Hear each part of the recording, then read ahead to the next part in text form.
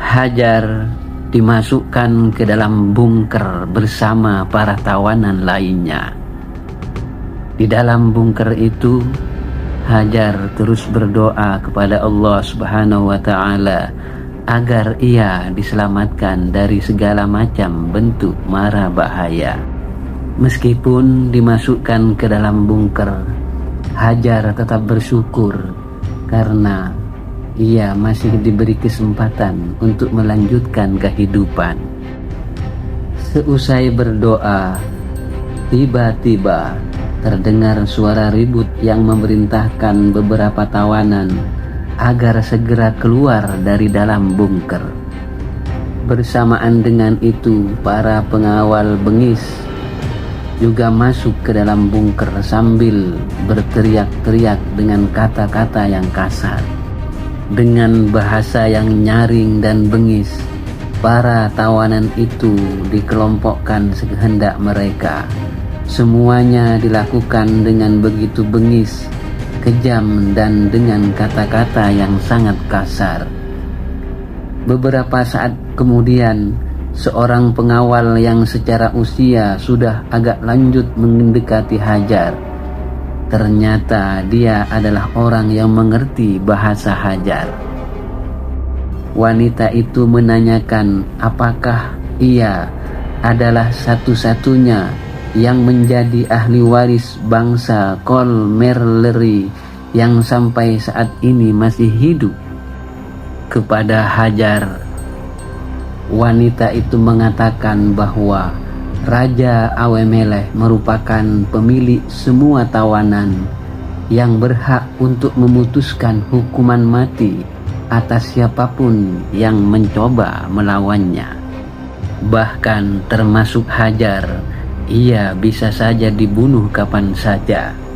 Namun kata wanita itu, Yang Mulia Raja Awemelech memberikan kebaikan atas diri Hajar untuk ditempatkan di ruangan yang khusus di ruang pribadi raja yang sangat mewah, yang terlarang siapapun masuk ke dalamnya kecuali atas izin sang raja.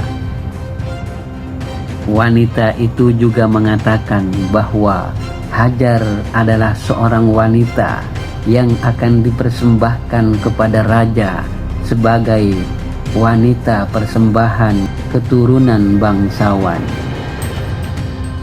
Hajar adalah satu-satunya putri dari seorang raja yang kini tanah kelahirannya telah ditaklukkan oleh Raja Awemelech.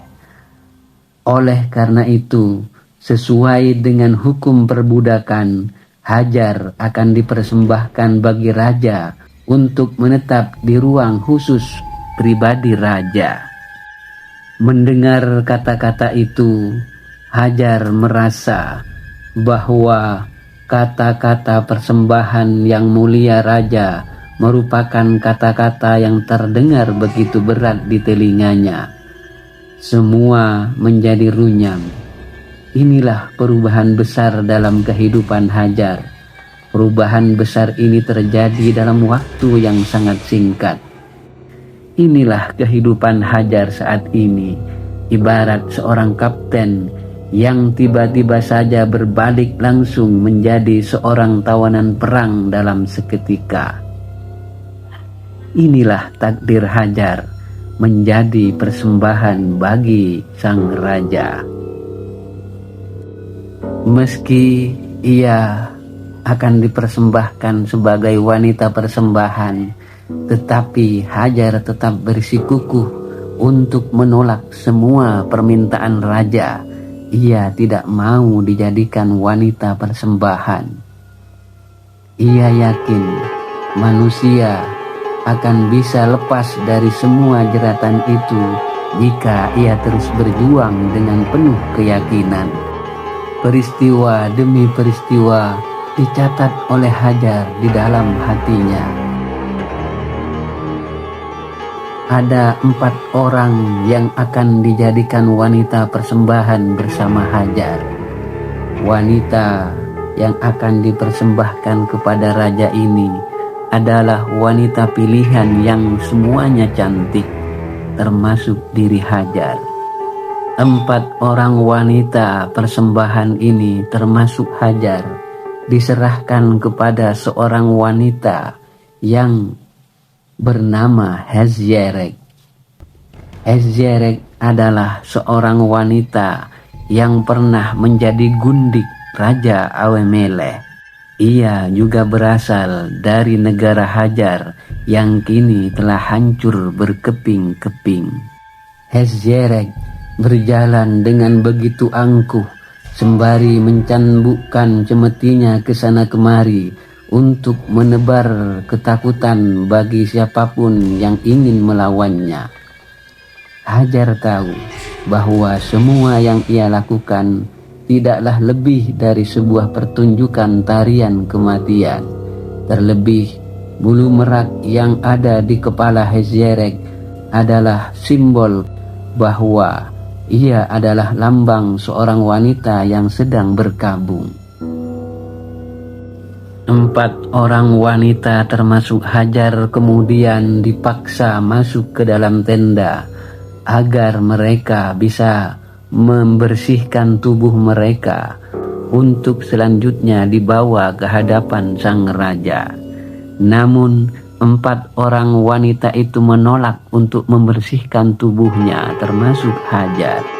Hezjerek semakin marah ketika 4 orang wanita yang akan dipersembahkan kepada raja itu menolak perintahnya. Ia lalu mencambukkan cemetinya agar orang-orang yang ada di sekelilingnya merasa takut, dan setiap itu pula ia merasa bangga ketika melihat para tawanan yang ada di sekelilingnya merasa takut atas dirinya. Meski 4 orang wanita menolak perintah Hezjerek, tetapi Hezjerek tidak bisa berbuat lebih banyak lagi. Ia tidak bisa menyakiti 4 wanita yang akan dijadikan persembahan kepada raja, sebab 4 orang wanita ini harus ia jaga jangan sampai ada luka di tubuhnya. Hezjerek kemudian mendekati Hajar dan menarik kepalanya untuk didekatkan ke wajahnya dengan sangat kasar. Kepada Hajar, Hezjerek mengatakan apakah ia tidak akan tunduk kepadanya sementara ia berada di dalam kekuasaan sang raja. Hezjerek kemudian meminta agar 4 wanita itu segera masuk ke dalam tenda. Bahkan ia mendorong 4 wanita itu masuk ke dalam tenda agar mereka segera membersihkan tubuhnya untuk selanjutnya akan dihadapkan kepada sang raja. Hezjerek merupakan mantan gundik sang raja yang kini telah dibuang dan tidak dipakai lagi, dan ia ditugaskan untuk menjadi penanggung jawab atas semua wanita yang akan dipersembahkan kepada sang raja. Setelah didorong agar masuk ke dalam tenda, akhirnya 4 orang wanita yang akan dipersembahkan kepada raja ini pun tiba di dalam tenda.